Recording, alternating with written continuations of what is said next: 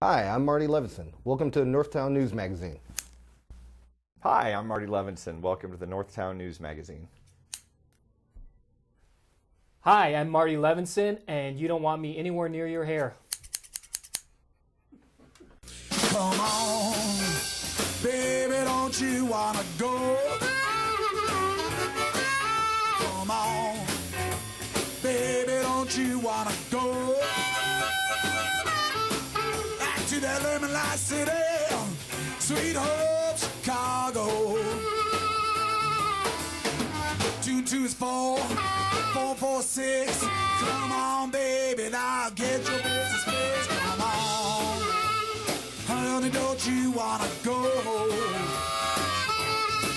back to the lemon light? Hi there, I'm the real Marty Levinson, and thank you all for listening to the Northtown News Magazine with Sonny Hirsch, our cameraman, and the greatest host around.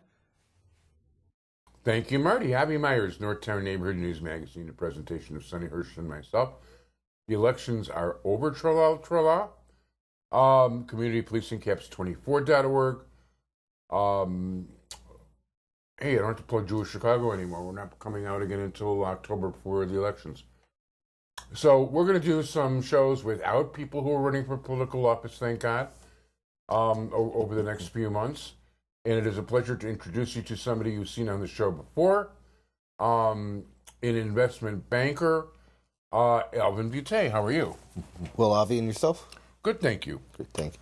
Now, okay, one of the things we talked about before with you is you're really into the Betty Chavez charter schools. Yes. And how are they doing these days? Doing great. We had one of the first appeals before the Illinois State Charter Commission, Charter Appeal Commission. Yes, the Illinois State Charter Commission. So we were one of three schools that were granted their appeal. So the school's going forward with, the Barbara Sizemore campus is going forward after the appeal. It was very successful, and we're glad that the commission is there and listen to the stories of the kids. So you're going to be opening for business next year? Yes. And do you have to worry about an axe hanging over your head at all there? Or? There's still some back and forth with the Chicago Public Schools, with administration in terms of where the school should be located. I think there's a little sour grapes on the CEO's part, and maybe the chairman of CPS as well. No. These guys they'll never hold a grudge. Never hold a grudge of this city. So how many kids were in the school last year? 350 at our Betty Shabazz campus. 290 at our Barbara Sizemore Academy, and then approximately 100 in the high school. High schools will be closing this year, though. Oh, well, 100 is not a lot. No. So, but then again, in theory, you could build up a crowd through the grammar school. Through the grammar schools, over exactly. the years. So that interesting enough, most of our kids in our grammar schools, we're one of the schools that, probably a higher average than most schools. We have 50% of our kids going to selective enrollment high schools. So they're off to the Whitney Youngs and the nice Peytons of the world. Mm-hmm. So, that's good. That means you're got a higher grade of a student coming out. Yes. Yeah, I've got one particular friend, and who's always yelling against charter schools. She's a union person, period, and telling me how you don't even have to be certified to be a teacher in a charter school. By the way, I tell her that Abe Lincoln never went to college. You don't have to be certified by law. You don't have to be certified, but what are the odds that you're going to keep a teacher that hasn't been certified, that doesn't have proper training, that isn't a good educator? Those, you've got to, and I think the most important thing here is not the certification. I know teachers that were certified that with tenure that should have been tossed out on their rear ends, years earlier, and we all do. Yeah, there isn't a kid that hasn't gone teachers through the public school system that doesn't wish that they didn't have to have an experience of sorts with a particular teacher. That's true. Or those of us that went to parochial school also. Well, I really am parochial school except for the 1 year, and Yeah, believe me, there's a face that came to mind and almost stopped me from thinking about anything else. um, Now, okay, we've seen a lot of reports lately about the population of the black community in Chicago dwindling, and I should point out, I've had him on the show before, but Alvin's family is really one of the pioneer leaders of the black community. And his father he had the very first black bank, and he was the very first black member of the Board of Education. And I don't think I'm saying that right, but in any event, yeah, my father and him wound up doing business, and when I saw his name on Facebook, I just figured this would be a cool thing, and it's turned out to be that way. Very knowledgeable, so and gives me a perspective I don't get to see. It's not that I don't talk to other people. He just is grounded and understands what's going on. That helps a lot. Yeah. I hang out in a lot of coffee shops. Talk to a lot of different people. So I believe it. So is there a reason for is something happening in particular now to dwindle the numbers of black people in the community in Chicago, or? So in 2010, I was chairman of Mayor Daley's Complete Count Committee for the census. And we were looking at the numbers in the city as a whole dwindling, and it was dwindling particularly so in the African American community. Early on, we were giving that reason to the redistribution of people through public housing. I think that had a lot to do with it. And then other people, going through the middle class and going for a better way of life, going to the suburbs. A lot of the suburbs that were once those blue-collar areas also are dwindling down, the Harveys of the world. Markham has a dwindling population as well. And that's, of course, hurt. All these communities, and Chicago included, are hurting because of that in the tax base. Property tax base is being crushed, and the revenues for these municipalities are hurting. I have looked at my last property tax bill, and there's worse coming. It's gone up. Yeah, that's for sure. In terms of now, how much of this has to do with what's going on a statewide basis, also, because you've got a larger problem throughout the state right now, where people are literally leaving. I mean, I've had businessmen here, all good Democratic, party loyalists, so to speak, talking about this one's business is going up to Wisconsin, just over the border, to an industrial park. This guy just can't handle the taxes anymore and doesn't see why he should compete in an unfair climate. Is that having an effect also because the jobs are leaving state? Definitely so. I mean, I think we do a good job in Illinois of attracting good, educated people and educating people in Illinois. But the economies of scale are drawing people out, and along with the competition. And look at the film industry, for example. I think we talk about 25,000 jobs have come in because of film and television with all these shows that are made, but that's because of the tax rebates that are given. And with Toronto and all the other states or countries and local states, Louisiana being in competition with us, it's a bidding war. It's a bidding war.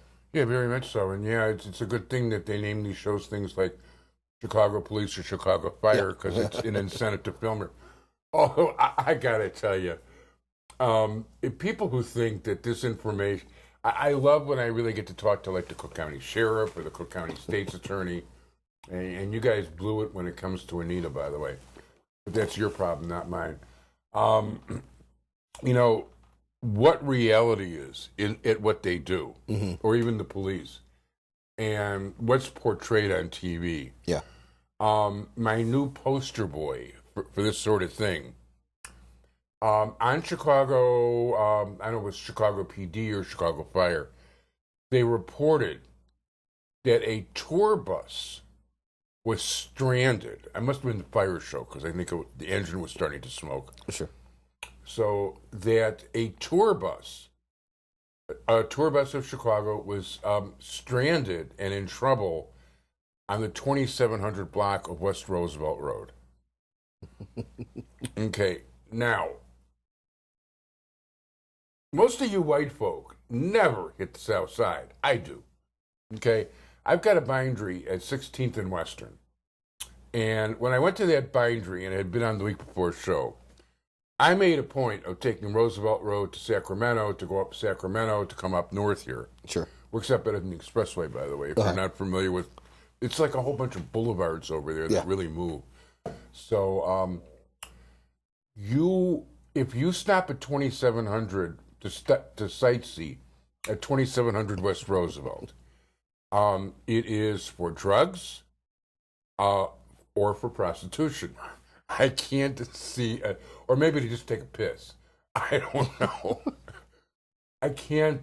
It is not in real good shape. Let's just put it that way. Okay.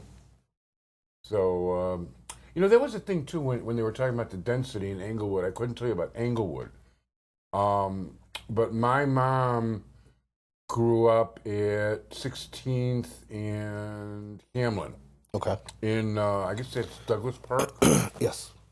So, I took her there once with my aunt. The cemetery was out west. I wanted to see where they grew up. I wanted the building pointed out to me. There were like exactly 2 buildings on that whole block. Sure.